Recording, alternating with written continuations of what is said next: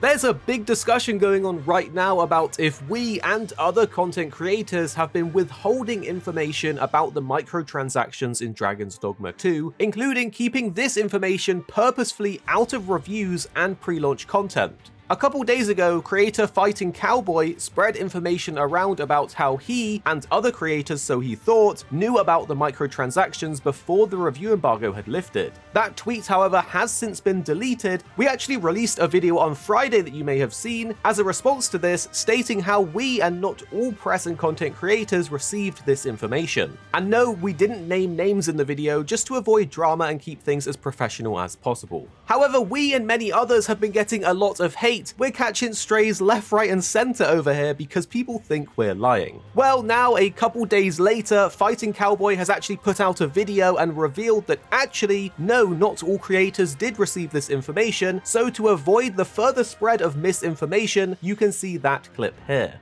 Now, this is what I received. Okay, now I talked to Rurikhan and we were going emails back and forth. I'm not going to share the entire email because that would be unethical. I'm probably not even supposed to share this, but too late. This is what I received. This isn't what I saw in Rurikhan's email, and I can't speak to everyone else as for what they received. It is nice that Fighting Cowboy has now put the record straight and changed his stance on this, but the damage has already been done. With huge content creators like Asmongold already reacting and spreading that information around, it's led to a lot of comments and backlash. To be clear, creators like Asmongold are just doing their job and we don't blame them at all, but again, the damage has been done, that impression has already gone out. Here's the thing though. We haven't shied away from talking about microtransactions before. Literally in the last month or so, we covered the new microtransactions that were added in Granblue Fantasy Relink and even said it was predatory. You can actually see this video, it's on the channel. To me, because those items have incredibly low drop rates like the Damascus ingots or the War Elemental Sigil, it almost feels predatory. Furthermore, we're specifically not afraid to talk about microtransactions in Capcom games, as this has always been a point of contention for the community, especially in games like Monster Hunter, which we're a part of. You can literally see that we've covered the various microtransaction controversies in Monster Hunter before. It is a topic we are not afraid to talk about because it's important to gaming as a whole. What's extra funny is that Rurikhan, another great content creator, is also getting flack and heat for this, but he also never received the microtransaction details either. It's likely that we never received this information because creators in our region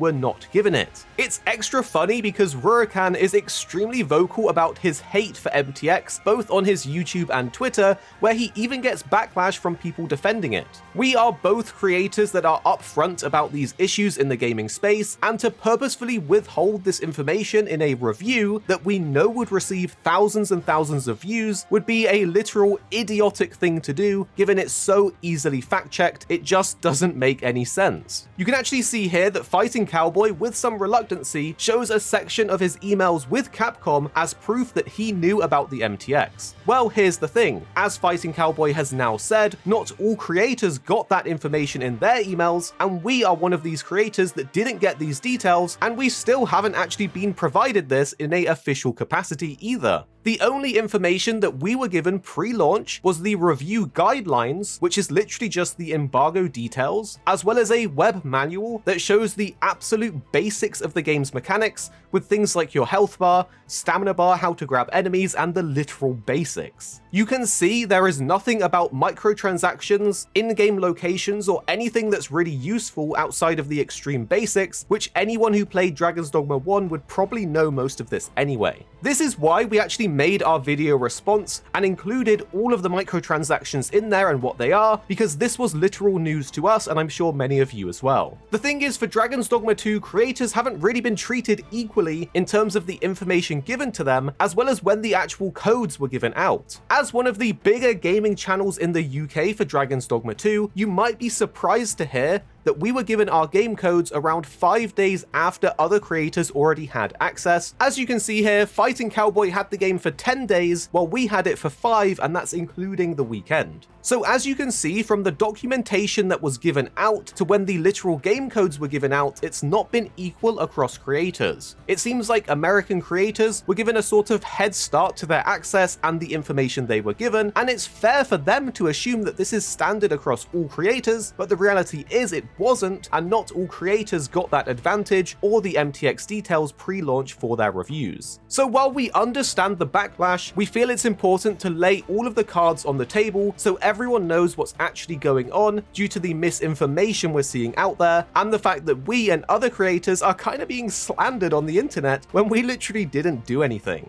It's funny because we've been put into this position by Capcom and other creators when we aren't the ones putting microtransactions in the game, we didn't even know about them, and we don't even like them. All we actually want to do is make some videos on, well, a video game. A lot of you probably don't really care about this, but given the hate we're seeing both on our side and on other creators' sides, we wanted to talk about it here and kind of set the record straight. Anyway guys, I hope this makes everything much more clearer, and now I'm going back to enjoy my weekend away from this drama.